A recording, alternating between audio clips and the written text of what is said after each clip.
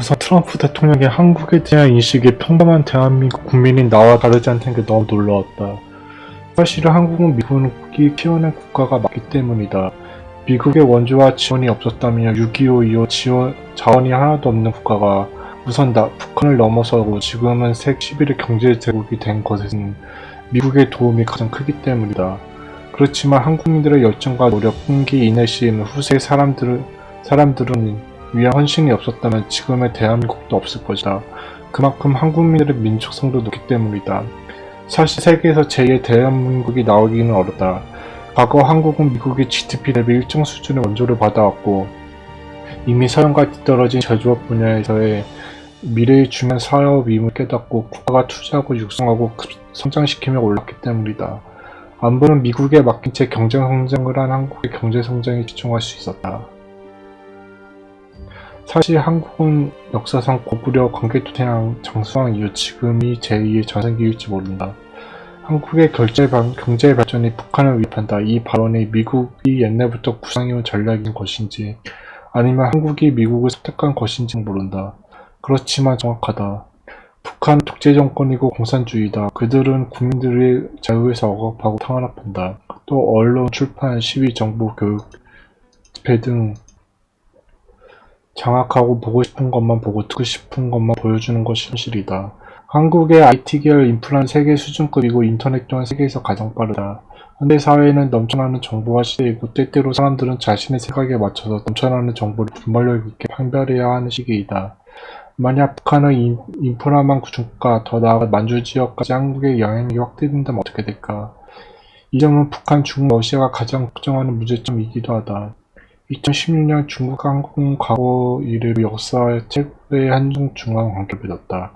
중국은 한국에게 통일을 제안했고 이러한 분위기 속에서 미국은 동아시아에서 위협을 느꼈다.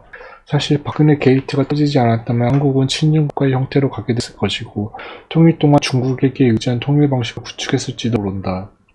현재 2017년 한국과 중국은 사드 배치로 관계가 틀어졌고 더 이상의 중국에 의한 통일은 기대할 수가 없게 되었다. 지금도 사드로 인한 서로의 감정이 누그러지고 있지만 중국과 한국 양국이 받은 배신감 때문에 서로서로 눈치 보고 이익만 챙길 뿐 어느 정도 거리를 유지할 것이기 때문이다. 미국의 북한의 제재와 유엔 안보리와 전 세계의 북한과의 단결은 어쩌면 그 활로를 한국에게만 열어주고 있다. 즉, 북한이 구원의 손길을 내밀고선 한국뿐이라는 이야기이다. 미국은 북한과 같은 공산주의 국가인 중국과 러시아에게 제재를 동참하라고 촉구한다.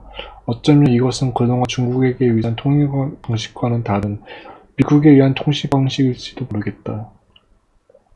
전 세계로부터 고립이 된 북한은 결국 마지노선으로 한국에게 손을 벌리는 시나리오다. 이렇게 된다면 한국은 북한으로 진출하여 경제를 장악하고 문화, 무역 등 사회전환을 거친 파급력을 엄청날 것이다.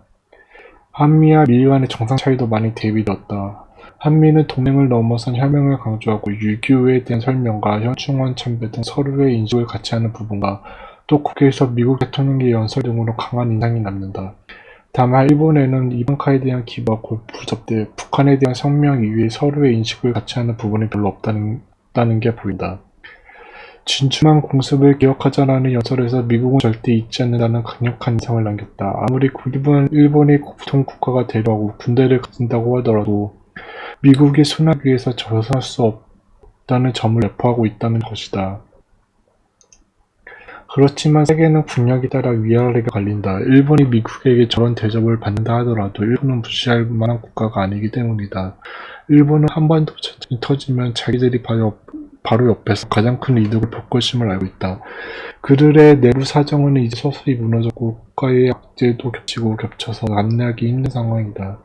이러한 상태에서 현재 부상하는 한국은 일본의 가시거리이자 견제이자 라이벌, 동경의 대상이 되었다.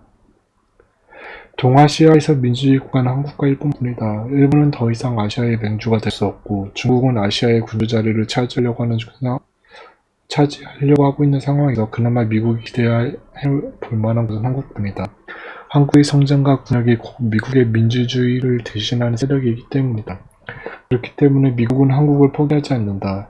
현재 우리의 기존의 것을 잃어버리지 않고 새로운 것을 많이 갈망하고 개척해야 한다. 주변의 강대국들은 빼앗으려고 하기 때문이다. 외세에 의지하는 것이 좋은 것일까 안 좋은 것일까? 그렇지만 현 시점 총은 강대국 미국의 보호 아래 힘을 키우고 미국의 약세를 대비하는 나라가 되는 것이 현명한 것이 아닐까. 핵을 가진다 하더라도 또 핵이 없더라도 한국은 북중러 일본에 둘러싸인 자주 국방을 할 수 없는 나라이다. 그렇기 때문에 초강대국의 미국의 존재가 중요하다.